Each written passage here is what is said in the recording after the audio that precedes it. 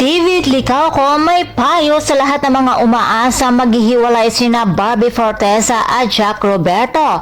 Sa isang naging panayam kay David Licauco na itanong sa kanya kung ano nga ba ang pakiramdam na na-break nila ni Barbie ang norm sa isang Pinoy love team. Ang say ni David, may mga umaasa pa din daw na maghihiwalay sina Barbie Forteza at ang kanyang boyfriend na si Jack Roberto, subalit ayon kay David na alam naman nating lahat na hindi naman daw mangyayari iyon. Dahil may kanya-kanya daw silang buhay at masaya sila sa kanilang ginagawa.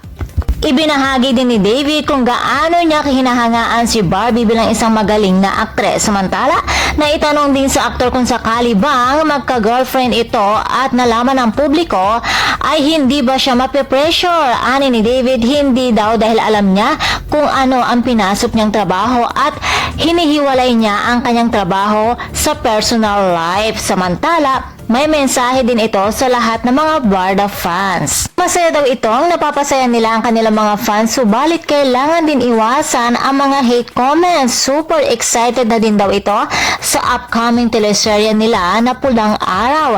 Ang goal daw ni David dito ay ma-recognize siya as Best Actor. Gagampanan niya ang role ng isang Japanese soldier. Super challenging daw ang kanyang role dito. Gayunpaman, lagi daw ginagalingan ni David. Kakasama niya rito, syempre sina Barbie Forteza, Zania Lopez at Alden Richards na ngayon pa lamang ay inaabangan na ito ng kanilang mga fans. Kaya naman mga chikadoras, abangan natin ito.